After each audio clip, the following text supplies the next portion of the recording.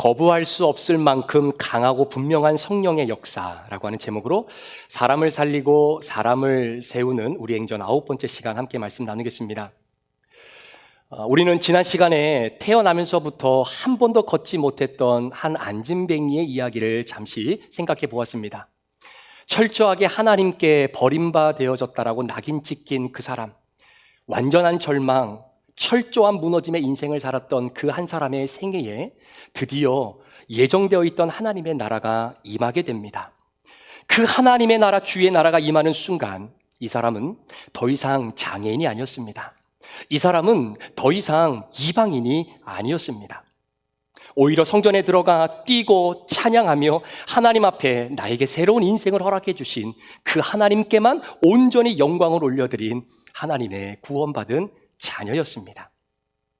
마찬가지로 저와 여러분의 삶에 하나님의 통치가 미쳐지게 될 때, 하나님의 나라가 임하고 하나님의 주권이 우리의 삶을 덮어내기 시작할 때, 무너진 우리의 삶을 일으켜 주님의 나라를 아름답게 세워나가는 성령의 역사가 동일하게도 이루어지게 되는 것입니다. 그리고 우리가 또 한 가지 기도 제목으로 삼았던 것이 있었죠. 바로 안진뱅이가 고침을 받은 사건을 두고 많은 사람들이 베드로와 요한을 주목하게 되었을 때에 이 사람들의 반응이었습니다. 왜 놀라십니까? 왜 우리를 주목하십니까? 자, 이렇게 고침을 받은 사람은 우리가 능력이 있어서 이 사람을 고친 것이 아니라 우리 안에 내주하시는 나사렛 예수 그리스도의 그분의 능력의 이름으로 이 영혼이 고침받게 된 것입니다. 우리가 능력 있는 것이 아닙니다. 그리스도께서 행하신 능력입니다. 라고 고백을 했었습니다. 사랑하는 여러분, 지난 한 주간 저와 여러분들을 통해 우리는 얼마나 많은 사람들의 시선을 나를 주목하게 하는 것이 아니라 전능하신 예수 그리스도께 주목할 수 있도록 우리가 얼만큼 도우며 살았을까요? 쉽지만은 않았을 거라고 생각이 됩니다. 이유는 나를 통해서 예수님만 드러내야지 라고 하는 이 거룩한 생각조차 하지 못하도록 사탄이 우리를 너무나 바쁨과 정신없음의 자리로 끌고 가는 그 유혹들이 굉장히 많았기 때문입니다. 저는 오늘 본문 말씀을 묵상하면서 정말로 사모하는 마음을 다시 한번 갖게 되었는데요. 정말로 부족하고 턱없이 연약한 작은 저의 삶을 통해 그저 예수님만 드러나기를 간절히 소원하는 그런 마음 다시 한번 주님 앞에 고백하게 되었습니다. 사실 저도 이렇게 여러분에게 말씀을 전하지만요, 제가 의도적으로 생각해내지 않으면, 의도적으로 하나님께 집중하고자 하는 기억을 내가 해놓지 않으면 어느 순간 예수님을 주목하고 있는 그 사람의 시선까지도 나를 주목하게 만들고자 싶은 그 유혹 속에 내 자신이 있다는 것을 종종 발견하게 됩니다. 그래서 오늘 베드로가 자신을 주목하고 있었던 사람들을 향해 던졌던 하나님의 말씀을 좀 생각해 보려고 하는데요. 간절히 소망하기는 당시 베드로의 말씀을 하나라도 놓칠까 봐 귀를 쫑긋 세우고 그 시선을 말씀에 집중하고 있었던 그때 당시의 청중들이 제가 되고 여러분들이 되어지는 그런 은혜가 있기를 예수님의 이름으로 축복합니다. 여러분, 그리스 신화 가운데에 오디세이의 이야기가 있습니다. 이 배경은 트로이 전쟁에 참여했던 오디세이와 군사들이 전쟁을 다 마무리하고 이제는 집으로 돌아가게 되는 시점이 되었죠. 어떻게 보면 군인들에게 있어서 가장 큰 바람과 소원이 한 가지가 있다면 전쟁을 안전하게 임무를 완수하고 그렇게 나를 기다리고 있는 고향과 가정의 품으로 무사히 돌아가는 것 외에는 뭐가 있겠습니까? 사실 오디세이라고 하는 이 이야기가 바로 트로이 전쟁을 마치고 가정으로 돌아가는 이 삶의 여정을 이야기로 만들어낸 바로 그 이야기가 바로 오디세이의 이야기입니다. 그런데 여러분도 아시겠지만 이 사람들이 자신들의 고향으로 돌아가는 그 여정이요, 늘 콧노래를 부르는 여정이 아니었습니다. 늘 꽃길만을 걸어가는 여정도 아니었습니다. 얼마나 많은 고난과 유혹이 있었는지 말로 표현할 수 없을 만큼 너무나 힘든 순간들이었습니다. 그런데 이런 이야기가 있죠. 이제 오디세이와 일행들이 고향으로 돌아가기 위해 배를 탔습니다. 그런데 예상하지 못했던 큰 광풍으로 인해서 배의 키가 배를 움직이는 것이 아니라 바람 따라 배가 움직여 갈 수밖에 없는 상황을 맞닥뜨리게 됩니다. 그래서 바람에 떠밀려서 어느 한 섬 근처에 도달하게 되는데 그 섬 이름이 연꽃마을 제르바라고 하는 섬이죠. 당시 오디세이가 물 안에 마실 물이 없어서 선발대를 구분해서 이 연꽃마을 제르바라고 하는 섬에 선발대를 보내 마실 물을 얻게 합니다. 그런데 문제는 선발대가 갔는데도 불구하고 물을 가지고 돌아오지를 않는 거예요. 그래서 오디세이는 나머지 사람들을 데리고 왜 선발대가 돌아오지 않는지를 알아보기 위해서 그 연꽃마을 제르바 섬으로 들어갑니다. 그런데 이게 웬일입니까? 먼저 그 섬에 도착한 사람들이 그 섬에서만 나오는 연꽃 열매를 받아먹게 됐는데, 이 연꽃 열매를 먹는 순간 사람들의 근심이 사라지는 거예요. 두려움이 소멸되는 겁니다. 그러니까 이 사람들이 가만히 생각한 거죠. 우리가 굳이 배를 타고 고향으로 돌아가면서 예상하지 못했던 어려움들과 난관을 겪고 이것을 걱정하고 두려움을 가지고 가느니 차라리 이 근심과 걱정 없이 편하게 이 섬에서 살면 되지 않겠는가라고 하는 생각에 도달하게 된 겁니다. 그래서 마실 물을 구해서 배로 돌아가야 되는데 배로 돌아가지 않고 거기에 그냥 주저앉아버린 거예요. 이들이 강제로 묶여 있는 것이 아니라 본인들이 스스로 주저앉게 된 겁니다. 심지어 선발대를 찾으러 갔던 후발 주자들도 그 섬에서 나오는 연꽃 열매를 이렇게 먹더니 너무나 좋은 거예요. 그래서 이 사람들도 돌아가지 않으려고 합니다. 이때 오디세이가 어떻게 하시는지 아십니까? 밧줄로 그곳에 주저앉은 사람들을 꽁꽁 묶습니다. 그리고 오디세이가 그 사람들을 강제로 끌고 가요. 지금 고향으로 돌아가야 되는데 안주하고 있으니까 아무리 이야기를 해도 설득이 안 되는 겁니다. 그래서 묶어서 끌고 가지요. 그래서 이 사람들이 우여곡절 끝에 고향에 도착합니다. 그리고 나서 사람들이 하나같이 오디세이에게 하는 말이 뭐냐면 큰일 날 뻔했다는 거죠. 그때에 당신이 강제로라도 나를 묶어서 그래서 고향으로 끌고 가지 않았다면 우리가 어찌 고향에 올 수 있겠습니까? 우리를 이끌어 주셔서 너무나 고맙습니다 라고 하는 이야기의 끝내용이 기록되어 있습니다. 여러분, 우리 그리스도인들은요, 이 땅에 눈 떠서 태어나서 보니 살고 있어서 그냥 살아가는 사람들이 아닙니다. 우리 그리스도인들은 왜 내가 이 땅에 왔는지, 무엇을 위해 내가 이 삶을 살아내야 되는지, 그리고 궁극적으로 우리의 미래는 어떻게 펼쳐질지를 정확히 알고 사는 사람들입니다. 그리스도인들은 목적이 분명한 사람들입니다. 그런데 그 목적지까지 가는 사람들이 많으냐? 아닙니다. 성경은 단도직입적으로 말합니다. 그 길은 좁은 길이랍니다. 그 길은 협착한 길이어서 사람들이 많이 찾지 않는 길이다라고 성경은 이야기합니다. 그만큼 우리가 가야 할 그 구원의 목적지가 녹록지만은 않다라는 이야기예요. 이유가 뭐냐면 그 길을 온전하게 걸어가지 못하도록 우리를 유혹하는 연꽃 열매들이 너무나 많이 있기 때문입니다. 여러분 잘 분별하셔야 됩니다. 사탄이 우리를 유혹할 때 두려움을 주면서 그 길을 가지 못하게 하지 않습니다. 오히려 편안함으로 우리를 유혹합니다. 밧줄로 꽁꽁 묶어서 가기 싫은데 사탄이 억지로 질질 끌고 가면 이게 사탄의 끌음이라는 것을 알기 때문에 그거를 발견하지 못하도록 진짜 달콤한 유혹으로 우리를 무너뜨립니다. 그래서 스크루테이지의 편지라고 하는 그 책에 보면 사탄의 전략이 굉장히 세세하게 기록되어 있어요.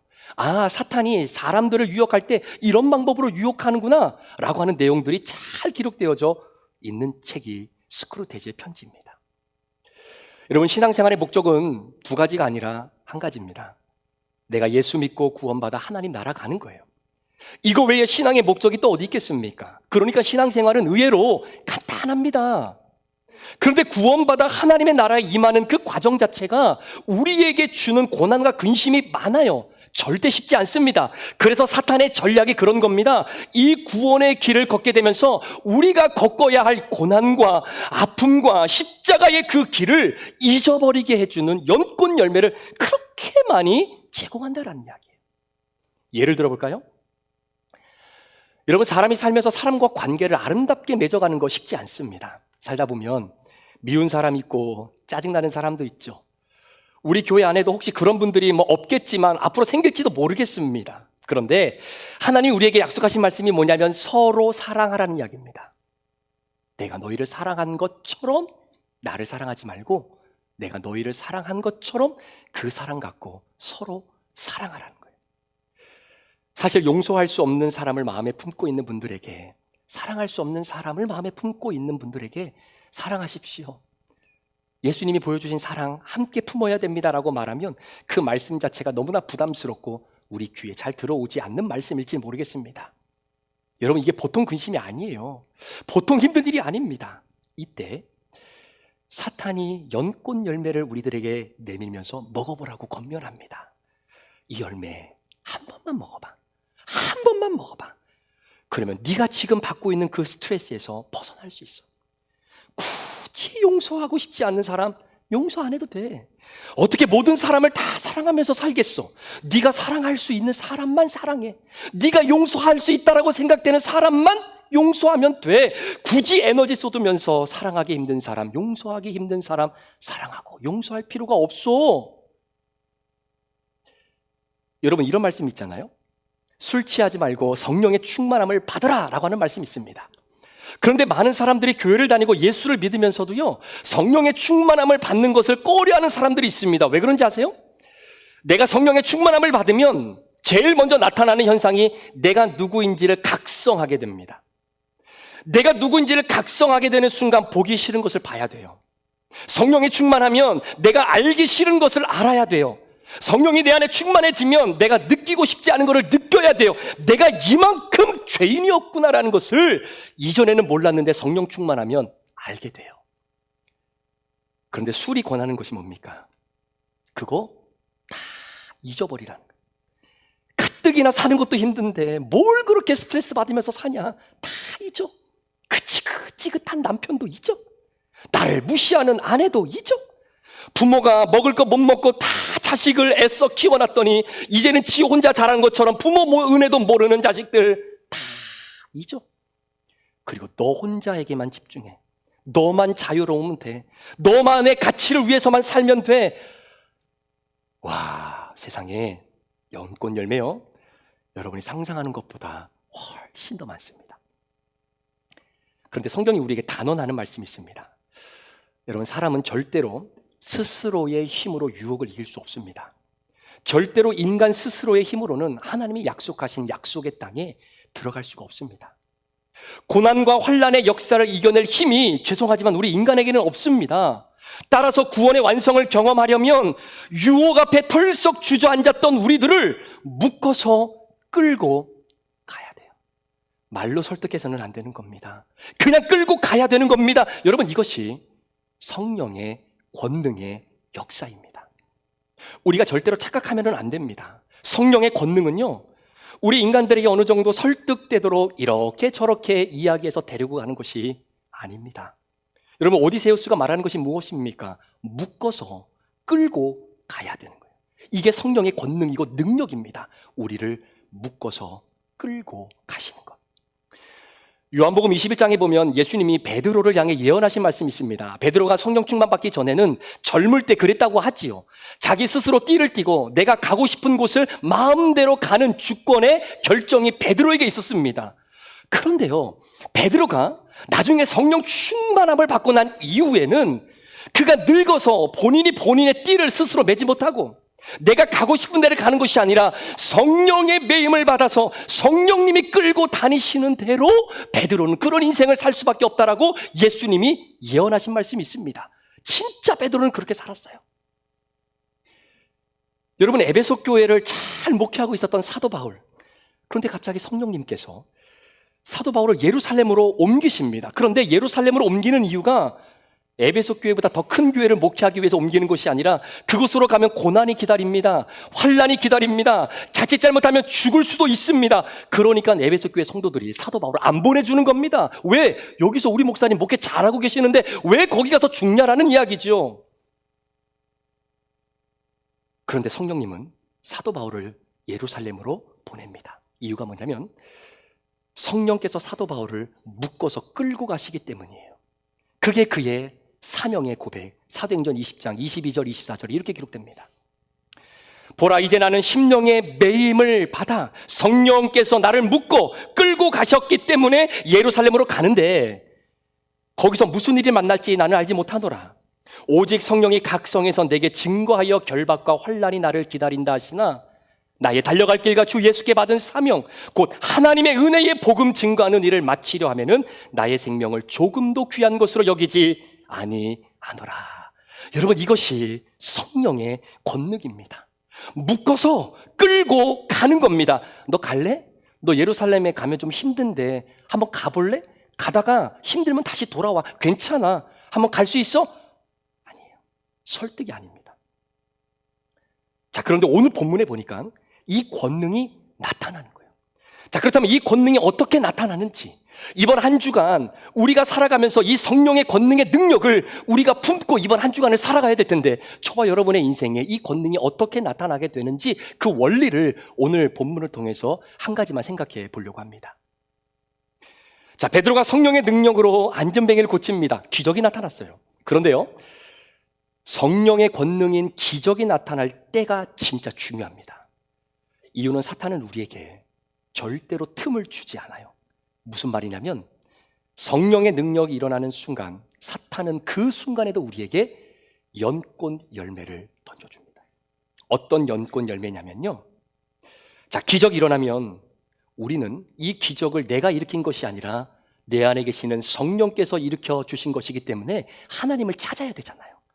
그런데 사탄이 내미는 연꽃 열매는요, 기적을 일으키게 한 그 사람을 주목하게 한다는 겁니다. 우리가 다 아는 것처럼 이 기적을 허락하신 분은 살아계신 하나님의 아들 예수 그리스도이십니다. 우리 그 길로 가야 되는 겁니다. 우리는 다 알아요. 지금 당장 내 앞에서 기적을 행한 사람이 누구냐? 그런데 그 사람이 베드로와 요한입니다. 그러니까 주변 사람들이, 심지어 병 나은 사람들까지도 베드로와 요한을 주목하기 시작하는 겁니다. 여러분, 이것이 사탄이 내미는 연꽃 열매예요. 여러분 기억하시죠? 우리 양육하면서 배웠습니다. 우리 인간은 100% 죄인이라고 하는 사실. 여러분, 이게 진짜 인정되고 여러분 믿어지셔야 됩니다. 이게 인정이 안 되고 믿어지지가 않으면 신앙생활이 너무 힘들어질 수밖에 없어요. 여러분, 정말 죄송하지만 인정하셔야 됩니다. 우리 인간 안에는요, 그 어떠한 선한 것도 일 하나도 없습니다. 그래야 인간 안에서 일어나는 선한 것, 그래야 인간 안에서 일어나는 아름다운 것, 귀한 것, 이 모든 것이 내 것이 아니었다라는 것을 인정할 수 있게 되는 거예요. 그거 내 거 아닙니다. 내가 만들어낸 것 아닙니다. 하나님이 주셔서 가능하게 된 겁니다. 여러분, 100% 죄인인 우리에게 무슨 권능이 있겠습니까? 그런데 권능이 내게서 나타났어요? 그럼 그 권능 누구 겁니까? 내가 만들어낸 내 권능입니까? 아닙니다. 그 권능은요, 하나님이 우리에게 은사로 주신 선물입니다. 성령께서 맺혀주게 해주신 열매입니다. 그거 내 거 아닙니다. 내 것이라고 착각하시면 큰일 나요. 사람 안에는 아무것도 없습니다. 있죠? 하나님이 혐오하게 생각하시는 것, 탐욕, 음란, 미움, 시기, 질투, 하나님이 진짜 싫어하는 것들로만 가득 차 있는 것이 우리 인간 존재의 본 모습입니다. 그래서 이걸 믿으셔야 돼요. 인간은 태어날 때부터 죄인으로 태어나지 않았습니까? 그래서 인간이 가지고 있는 착한 심성도 그것도 악한 겁니다. 선한 것이 하나도 없어요. 우리가 예배드리러 나올 때 오늘은 영이신 하나님께만 집중하는 예배드려야지, 사람 주목하지 않아야지, 이렇게 생각하는 거 모르는 사람이 어디 있습니까? 다 압니다. 그런데 그게 쉽지가 않아요. 정말 어렵습니다. 여러분들이 이렇게 앉아서 예배드리지만 여러분의 생각은 전 세계 5만 곳을 다 다니고 있을지도 모릅니다. 그런데 그렇게 집중하지 못하는 나의 마음과 생각을 성령께서 묶어서 끌고 가시는 거예요. 그게 성령의 역사인 겁니다. 이 능력이 저와 여러분에게 온전히 임하기를 축원합니다. 하나님을 주목하지 않으면 우리에게 나타나는 현상 하나가 있습니다. 그게 뭐냐면 생색내는 겁니다. 생색내는 거죠. 여러분, 생색내는 게 뭡니까? 내가 다 했다라는 거예요. 내가 다 수고했다라는 겁니다. 여러분, 이 생색내는 게요, 아무것도 아닌 것 같죠? 진짜 영적으로 무섭습니다. 한번 보세요. 자, 목사인 제가 우리 성도님들을 어떻게 섬기겠습니까? 어떻게 제가 여러분을 사랑하겠습니까? 목사가 뭔데요? 여러분, 목사는요, 죄인 이상도 죄인 이하도 아닙니다. 여러분과 똑같은 죄인입니다. 그런 죄인인 제가 무슨 섬김, 무슨 사랑, 이게 저에게 어디 있겠습니까? 여러분, 목사가 교회를 사랑해요. 그러면 그 사랑은 어디에서 온 사랑입니까? 목사가 교회를 섬겨요. 여러분, 그 섬김은 어디에서 온 섬김입니까? 여러분, 제 안에는 사랑이 용서가 섬김이 없습니다. 그런데 제 안에 사랑과 용서와 섬김이 있다면 이게 누구 거냐라는 거예요. 제 거 아닙니다. 제 안에는 사랑이 없어요. 제 안에는 긍휼이 없습니다. 제 안에는 섬김이 없어요. 그러니까 제 안에 사랑이 없는 겁니다. 우리 안에는 사랑이 있어요.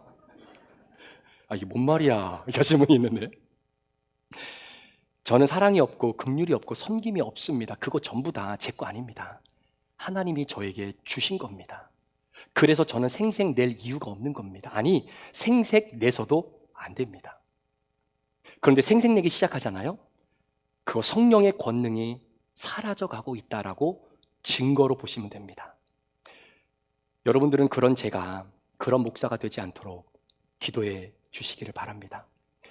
여러분, 모성애 있지요? 모성애 누구 겁니까? 엄마 건가요? 부성애는 누구 겁니까?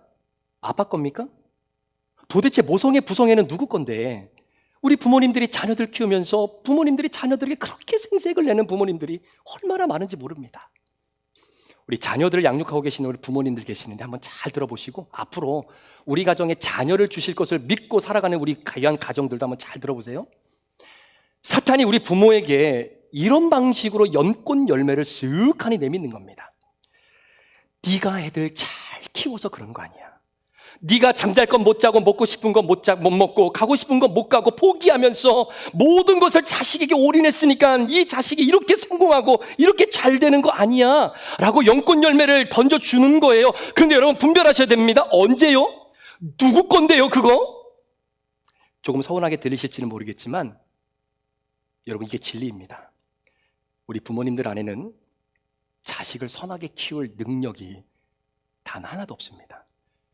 하나부터 열까지 하나님이 부모인 우리들에게 주셔서 그것 가지고 자녀들 양육하고 계시는 거예요. 따라서 자녀들로 하여금 우리 부모를 주목하지 않게 하십시오. 물론 부모님의 헌신과 노력, 다음 없는 사랑 너무나 중요하고 귀한 것입니다. 그럼에도 불구하고 하나님이 우리 부모님을 통해서 주신 그 은사 때문에 우리 자녀들이 예수님을 더욱더 집중할 수 있도록 그 길을 열어주는 게 부모의 역할입니다. 이것이 성령의 능력이시고요. 저는 개인적으로 오늘 말씀을 준비하면서 다시 한번 정확하게 알게 되었는데요. 저는 이남 일녀 중에 막내로 자랐습니다. 여러분이 보실 때도 제가 막내 티가 좀 나지요. 많은 분들이 막내로 자랐기 때문에 아이고 우리 목사님 부모님 사랑 굉장히 많이 받고 자랐겠다라고 생각하시는 분들이 계실지는 모르겠지만 큰 오산입니다. 그래서 저는 어린 나이에 어떻게든 부모님의 사랑을 좀 받고 싶고 부모님에게 인정받고 싶은 마음이 굉장히 많았던 때가 있었습니다. 이걸 뒤집어 얘기하면 사랑과 인정의 결핍이 좀 있었던 것 같아요. 그래서 부모님이 시키는 심부름도 진짜 잘하고요. 부모님을 기쁘게 드릴 수 있는 방법은 공부 열심히 하는 거니까 열심히 공부해서 부모님에게 칭찬도 받고 내 존재를 인정받고 싶은 마음이 굉장히 많았던 과거의 어린 때가 있었습니다. 그런데요, 그럴 때마다 저희 부모님이 늘 하셨던 말씀이 있었습니다. 무영아, 그거 하나님이 하신 거다. 엄마 아빠가 너를 잘 키워서 그런 것이 아니라 하나님이 너를 키워주셔서 그런 거야. 그러시는 거예요. 2011년도 3월 달이었습니다. 마지막 박사학위 과정의 마지막 코스인 논문 디펜스를 다 성공적으로 마치고 너무나 기뻐서 부모님에게 전화를 드렸습니다. 제가 왜 전화를 드렸게요? 칭찬받고 싶어서, 인정받고 싶어서. 그래서 부모님에게 축하 메시지 듣고 싶어서 전화를 걸었습니다. 막내 아들이 홀로 미국에 와서 힘들게 유학하고 고생하면서 여기까지 온 내 자신을 우리 부모님에게 자랑하고 싶었어요. 그런데 저희 아버지가 제일 먼저 하신 말씀이 뭔지 아십니까? 무영아, 수고했다. 그거 네가 한 거 아니다. 하나님이 하신 거다. 그러니까 교만하지 말고 더욱 겸손해라. 이러시는 거예요. 지금에 와서 드린 말씀이지만 정말 서운했었습니다. 그래서 5월 달에 오시거든요. 이 서운함을 제가 채워달라고 좀 땡깡을 부리려고 합니다. 그런데 시간이 지나다 보니까 아버지께서 하셨던 말씀이 딱 맞아요. 더 놀라운 건 뭔지 아십니까? 제가 우리 아이들에게 이 이야기를 그대로 하고 있는 겁니다. 100% 맞는 이야기죠. 제가 한 것이 없어요. 공부할 수 있는 여건도, 따라갈 수 있는 끈기도, 포기하지 않으려고 했던 믿음도, 이해 안 되는데 이해될 수 있도록 주신 지혜와 지식도, 저 하나 바라보고 미국 땅에 와서 살림하고 애 키워며 서포트했던 아내도, 재정적인 지원도, 그 어느 것 하나도 제가 한 일 하나도 없는 겁니다. 예수님이 선물로 주셔서 그것 가지고 했기 때문에 가능한 거예요. 예수님이 허락해 주신 것 가지고 공부하고 살아왔던 겁니다. 제 것이 단 하나도 없었습니다. 사랑하는 성도 여러분, 제가 한 가지 가르쳐 드릴게요. 여러분들이 신앙생활 하면서 내게 임한 성령의 이 강권적인 역사가 점점 사라지는 것 같다라고 하는 의도를 알 수 있는 방법을 알려드릴게요. 그게 뭐냐면, 어느 순간 내가 누군가가 사랑하지 못하는 그 사람을 내가 뜨겁게 사랑하고 있는 내 자신이 괜찮은 사람이네 라고 느껴질 때, 다른 사람 모르게 오른손이 왼손으로 했던 그 구제를 하고 있는 내 모습을 바라보면서 그래도 나 괜찮은 사람이네 라고 생각이 들 때, 어느 누구도 감당하기 힘든 교회의 사역, 봉사, 헌신 내가 해야지 라고 하면서 열심히 섬기는데, 그렇게 섬기고 있는 내 자신이 꽤나 괜찮은 사람이네 라고 하는 생각이 드는 그 순간, 바로 그때입니다. 그게 성령의 강권적인 능력이 내게서 점점 멀어져 가고 있다고 판단하시면 돼요. 거의 틀림없습니다. 정말 그런지 안 그런지 한번 보시겠습니까? 여러분, 한국 기독교 역사 가운데 이단의 역사의 시초가 누구냐면 박태선 장로입니다. 들어보셨죠? 여러분이 알고 있는 이단들, 예를 들면 통일교, 신천지, JMS, 구원파, 이런 이단들이 어디서 나왔냐면 이 박태선이라고 하는 사람으로부터 파생됐다라고 해도 틀림이 없을 만큼 이단의 시초가 박태선 장로입니다. 그런데 이 사람이 처음부터 이단이었냐? 아니에요. 우리와 같이 지역교회를 정말로 성실하게 섬겼던 한 교회의 장로님이었습니다. 그런데 어느 순간 성령의 역사가 이분에게 임한 거예요. 마치 베드로와 요한에게 성령의 역사가 임했던 것처럼 말입니다.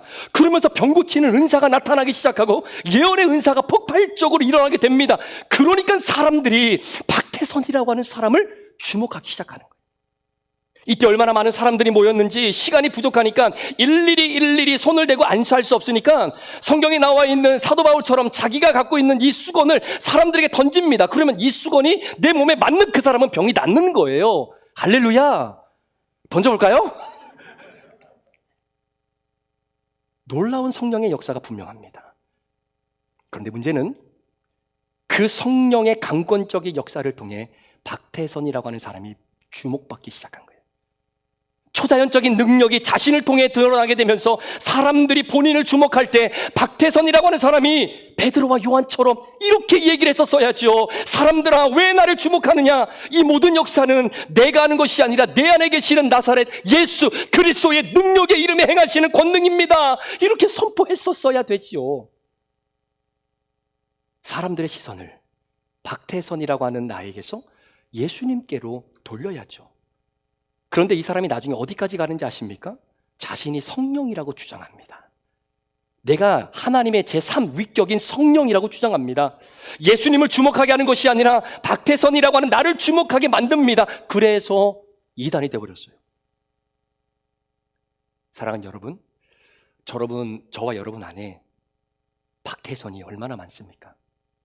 어떻게든 내가 주목받으려고, 나를 알아주지 않으면 엄청 서운해하고, 목사님이 몰라주고 교회가 레코나이즈 안 해주면 생색내고 싶어하고, 예수님보다 내가 더 드러나기를 소망하는 마음이 우리에게 얼마나 많습니까? 저는요, 성령의 강권적인 역사, 묶어서 끌고 가는 그 강권적인 역사는 병고침보다, 방언보다, 예언보다 내 삶의 순간순간마다 내 시선이 하나님께로 고정되어질 수 있도록 우리를 묶고 끌어 주님을 바라보게 만들어주는 것이, 그게 놀라운 성령의 권능의 역사인 줄 믿습니다. 그러니까 정말 여러분, 예수님의 이름으로 권면드릴게요. 성령의 능력이 나타나는 그 사람이 중요합니다. 왜? 그거 내 거 아닙니다. 왜 나를 주목하십니까? 이것을 잊게 하시는 분은 예수 그리스도이십니다. 내가 보이는 것이 아니라 예수가 보이는 이 성령의 능력을 잃어버리지 않으시기를 축복합니다. 말씀을 마무리할게요. 우리 자녀들을 키우시는 우리 부모님들 계시는데요, 우리 할머니 할아버지도 마찬가지입니다. 특히 아이들을 키우는 우리 부모님들은 진짜 성령 충만하셔야 돼요. 정말 성령 충만하셔야 되고 성령 충만을 위해 애쓰셔야 됩니다. 우리는요, 자녀가 조금만 공부를 잘하고 뭔가 뛰어난 부분을 부모가 발견하잖아요. 이 아이를 내 권능과 내 힘으로 키운 줄 압니다. 아이들이 공부를 잘해요. 성적표를 가지고 왔습니다.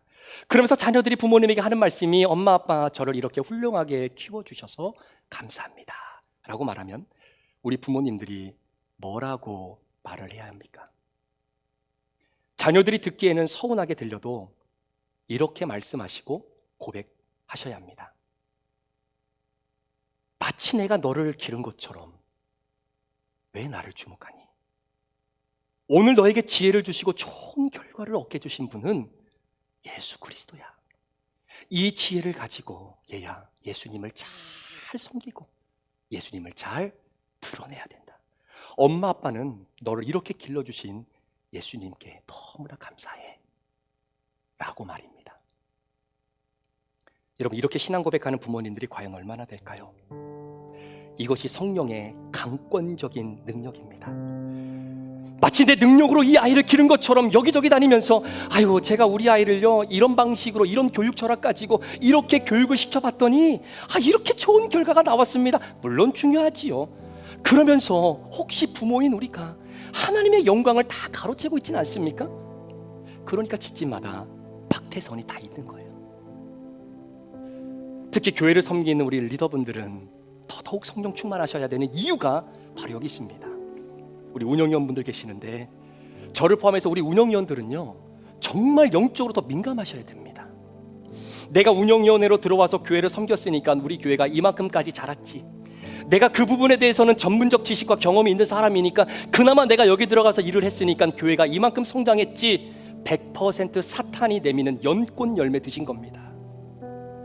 우리 팀장님들 또 우리 소그룹 리더분들 마찬가지입니다. 여러분 속지 마십시오. 우리가 사역하면서 마음이 힘들고 아픈 이유가 뭐냐면요, 그거 내 것 가지고 했다라고 생각하기 때문에 그래요. 내 걸 가지고 내가 열심히 했는데 아무런 결과가 없으면 그 허무함, 그 공허함 무엇으로 채울 수 없습니다. 여러분, 그거 우리 것 가지고 한 거 아닙니다. 운영위원, 우리 팀장님들, 우리 소그룹 리더분들, 하나님께서 그거 감당하시도록 여러분들에게 그 성령의 열매를 주신 거예요. 그것 가지고 브릿지 식구들 섬기는 겁니다. 그것 가지고 예배를 섬기는 거고, 그것 가지고 교회를 섬기고, 그것 가지고 하나님 영광 위에 사는 겁니다. 그러니까 여러분 속지 마십시오. 여러분이 여러분들 것 가지고 한 거 죄송하지만 단 하나도 없습니다. 하나님이 주신 것 가지고 섬기고 있어요. 그러니까 하나님이 주시고 하나님이 가져가셨으면 다시 하나님이 주십니다. 저는 박태선이 되고 싶지 않습니다. 목사가 교회를 이만큼 키웠다라고 주장하고 생색내는 사람들이 많아요. 그 유혹 앞에 제가 무너지지 않도록 여러분이 저를 위해 기도해 주셔야 합니다. 오늘 새가족 환영 예배를 준비하면서 어제 환영식을 이제 저희 집에서 가졌는데 제가 마무리하면서 우리 새가족분들에게 이런 이야기를 했습니다. 여러분, 우리 브릿지 교회를 여기까지 이끌어온 주체는 목사인 제가 아닙니다. 성도들의 노력이 아닙니다. 우리가 한 것이 하나도 없습니다. 우리는 그저 예수님이 주신 것으로 섬겼고, 예수님이 주신 것으로 예배했고, 예수님이 주신 것으로 봉사하고 헌신하고 사랑했습니다. 그러니 제발 우리 브릿지 교회를 통해 목사를 주목하지 마십시오. 열심히 섬기고 봉사한 개별적인 성도들을 주목하지 마십시오. 우리 안에 힘주시고 역사하시는 예수 그리스도 그 한 분만을 우리 브릿지 교회를 통해서 여러분이 주목할 수 있었으면 참 좋겠습니다 라는 고백이었습니다. 우리 새가족 여러분, 그렇게 주님만을 주목하시기를 축복합니다. 아멘. 이런 성령의 강권적인 역사와 은혜가 이번 한 주간 저와 여러분의 삶에 아름답게 드러나기를 원하고, 그 믿음의 고백으로 이번 한 주간 내가 내 것을 가지고 사는 것이 아니라 하나님이 주신 은혜로 살아가는 이 아름다운 믿음의 고백을 여러분 남편과 아내, 여러분 자녀들에게 한번 고백해 보십시오. 그 안에 하나님의 나라가 아름답게 임하는 은혜가 있을 줄 믿습니다. 이 놀라운 축복이 저와 여러분의 한 주간의 삶이 아름답게 펼쳐지기를 예수님의 이름으로 축원합니다. 기도하시겠습니다.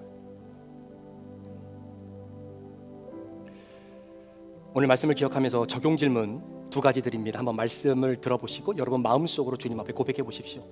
첫 번째 질문입니다. 하나님이 주신 은혜와 능력으로 살아가는 가운데 생색내며 나를 알아주지 않는 것에 대해 서운한 마음을 느껴본 적이 있으셨습니까? 하나님이 주신 은혜와 능력으로 살아가고 있는데 생색내며 나를 알아주지 않는 것에 대해 서운한 마음을 느껴본 적이 있으셨습니까? 두 번째 질문입니다. 내 것으로 사는 인생이 아니라 100% 하나님이 베푸신 은혜를 가지고 살아가고 있다는 이 고백을 남편과 아내, 자녀들 또는 지인들에게 고백해 보실 수 있으시겠습니까? 내 것으로 사는 인생이 아니라 100% 하나님이 베풀어 주신 은혜를 가지고 살아가고 있다라고 하는 이 고백을 여러분 남편이나 아내, 자녀들 또는 지인들에게 고백해 보실 수 있으시겠습니까? 이 두 가지 적용 질문 앞에 주님 오늘도 내게 말씀해 주옵소서. 주신 말씀 듣고 깨닫고 순종하고 적용하며 살겠습니다 라고 고백했던 여러분, 이 말씀 적용하며 살아가는 우리가 되었으면 좋겠습니다. 그 마음의 고백을 가지고 함께 기도하며 우리에게 베푸신 하나님 나라의 식탁, 우리 성찬을 함께 준비하도록 하겠습니다.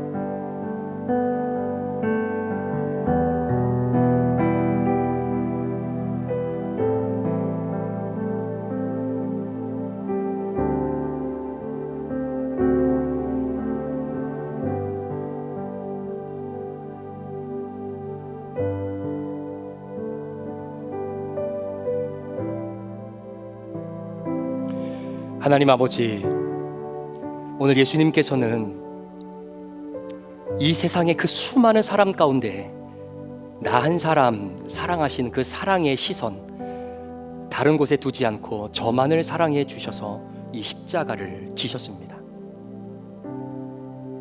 다함이 없는 그 십자가의 사랑 앞에 나는 너만을 사랑해, 너만 주목해, 너만 사랑할 거야 라고 하는 주님의 사랑의 고백을 십자가로 우리에게 보여주셨는데, 그 사랑을 받은 우리들이 예수님 한 분만을 바라볼 수 있는 그 믿음의 시선이 흔들리지 않도록 오늘 성찬을 통해 다시 우리 마음을 지켜 주옵소서. 우리 몸속에 있는 병을 집중하지 않게 하시고 이 병을 통해 역사하실 하나님을 주목하게 하시고, 힘들고 어려운 가운데 있는 우리의 비즈니스를 주목하지 않게 하시고 그 안에 주실 메시지를 기다리며 이 모든 것을 이끄시는 하나님을 주목하는 우리 귀한 성도들의 고백이 있게 하여 주옵소서. 오늘 성찬 앞에 선 우리 모두에게 이러한 은혜가 충만히 임하기를 원하며 예수 그리스도의 귀하신 이름으로 기도합니다. 아멘. 우리 예수님께서 십자가에 못 박혀 돌아가시기 전날 밤 유월절 마지막 만찬을 제자들과 함께 나누시면서 떡을 떼시며 제자들에게 나눠주시며 말씀하셨습니다. 받아 먹으라. 이것은 내가 너를 위해서 찢기는 내 몸이다 라고 말씀하셨습니다. 예수님이 찢기신 몸은 우리 모두를 위한 것이지만 우리 한 사람 한 사람을 향한 주님의 사랑의 시선의 고정이었습니다. 제자들과 함께 식사를 마치시고 난 이후에 또다시 잔을 들어 제자들에게 주시면서 말씀하셨습니다. 얘들아, 받아 마셔라. 이건 내가 너를 위해 흘리는 내 생명의 피다. 생명의 피는 아무에게나 흘려보내지 않습니다. 오직 목숨보다 더 사랑하는 그 사람이 있을 때 그 생명을 내어놓을 수 있는 것이죠. 주님께서 우리를 그렇게 사랑하셨던 그 사랑의 시선, 우리도 주님께 함께 고정할 수 있는 믿음의 성찬의 시간이 되기를 소망합니다. 우리 이 시간에 우리 뒤에 있는 자녀들부터 우리 함께 나와서 같이 하나님의 말씀과 또 은혜 앞에 우리 성찬을 함께 대하기를 소망합니다.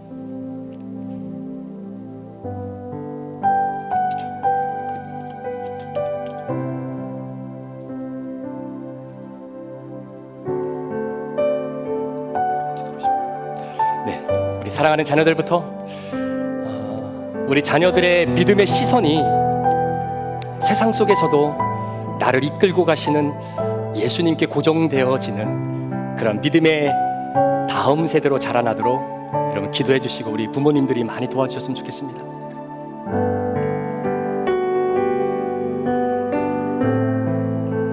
앞으로 이 아이들이 자라서 하나님 나라를 위해 귀하게 사용되어질 소중한 믿음의 자녀들입니다. 주님이 주시는 살, 주님이 주시는 피 함께 믿음으로 대하면서 주님께 더 집중하는 우리 귀한 자녀들, 우리 귀한 분들 되었으면 좋겠습니다. 우리 뒤에서부터 우리 차례대로 나오셔서 함께 우리 믿음으로 함께 성찬대하도록 하겠습니다.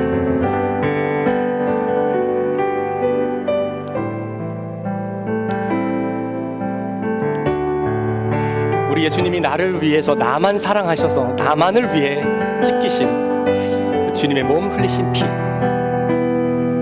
그 사랑을 받은 우리로서 주님을 더 뜨겁게 사랑하는 우리의 삶이 되길 원하고 그 사랑이 이웃들에게 흘러갈 수 있는 그런 축복의 사랑의 통로들이 이번 한 주간의 삶이 되시길 바랍니다. 우리 사랑하는 집사님, 사랑하는 자매님을 위해 찢기신 예수님의 몸입니다.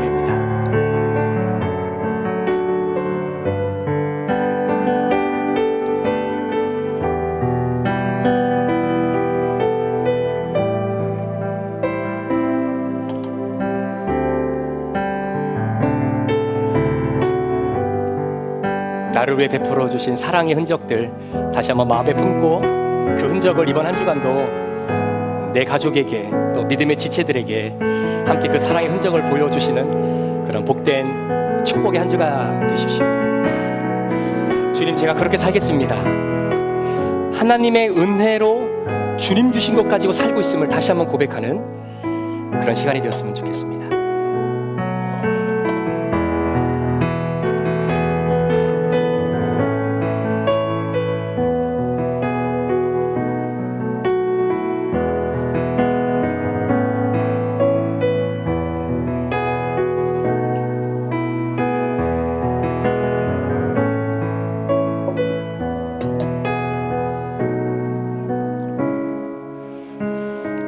한 분도 빠짐없이 함께 하나님 나라의 식탁에 우리 잘 동참해 주시면 감사하겠습니다.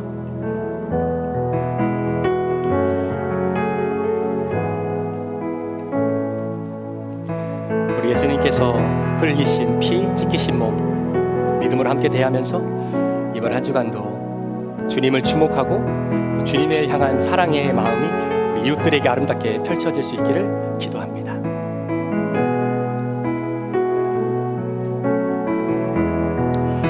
예수님께서 우리 귀한 집사님, 귀한 성도님들을 위해 찢기신 몸, 흘리신 피입니다. 혹시 몸이 불편하시거나 아니면 성찬에 참여하지 못하신 분 혹시 손 들어주시면 우리 분찬위원들이 좀 섞이도록 하겠습니다. 없으신가요?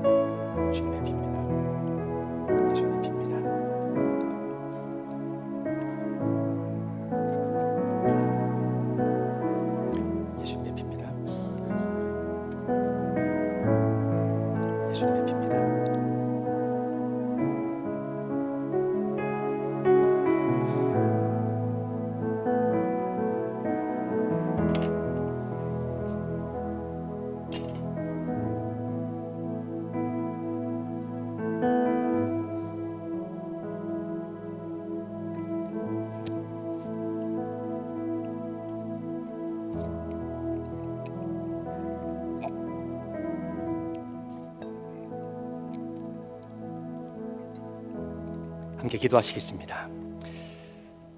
오늘도 나를 사랑하셔서 하나밖에 없는 독생자 예수 그리스도를 이 땅에 보내주시고 나를 구원하시고 하나님의 자녀로 삼아주신 이 구원의 놀라운 은혜를 오늘도 예배 가운데 다시 한번 확인하게 하시고 믿음의 여정을 함께 걸어가는 우리 모든 사랑하는 귀한 우리 성도님들, 영권 열매가 우리에게 많이 주어지는 이 유혹 속에서도 예수님이 보여주신 사랑 잘 기억하고 이번 한 주간 주님이 주신 것으로 힘차게 살아갈 수 있도록 우리 성도들을 지키시고 보호하여 주옵소서.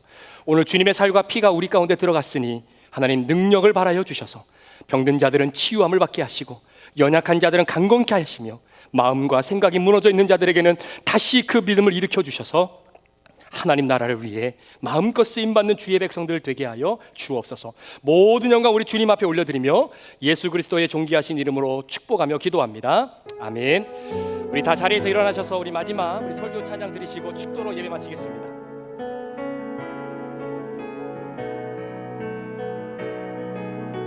내게로부터 눈을 들어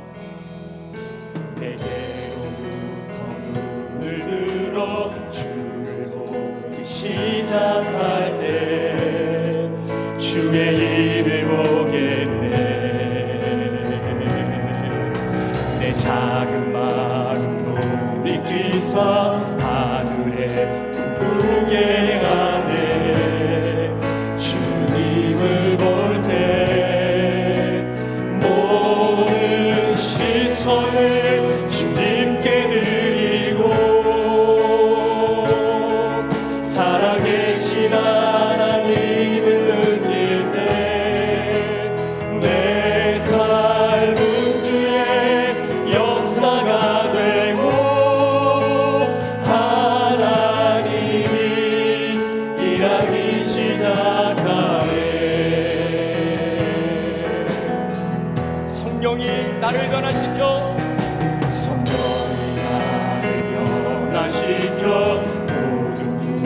사라질 때 주의 일을 보겠네. 박탈한 나는 가운데서 주님만 알게 되리. 주님을 볼 때 모든 시선을 주님께 드리고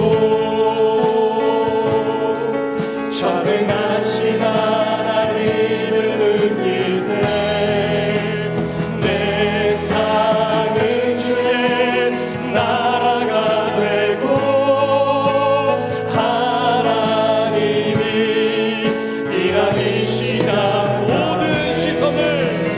모든 시선을 주님께 드리고 전능하신 하나님을 느낄 때 세상은 주의 나라가 되고 하나님. 마지막으로 한 번만 더 믿음으로 고백합니다. 모든 시선을 주님께 드립니다. 모든 시선을 주님께 드리고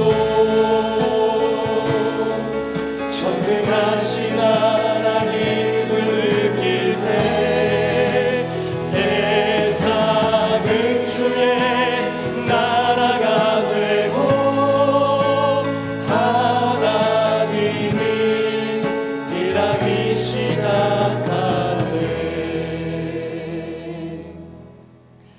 이미 하나님 나라의 일을 시작하신 성령님, 오늘도 믿음 안에서 주님 앞에 우리의 믿음을 고백하며 내가 거부할 수도 없는 그 분명하고 강력한 성령의 역사, 우리 성도들의 삶 순간순간마다 내가 드러나려고 하고 사람들로 하여금 나를 주목하게 만들고 싶은 유혹 앞에 그 모든 시선을 주님께로 돌려드릴 수 있는 그 놀라운 성령의 강권적인 역사가 우리 성도들의 삶 순간순간 펼쳐진 은혜가 있기를 원합니다.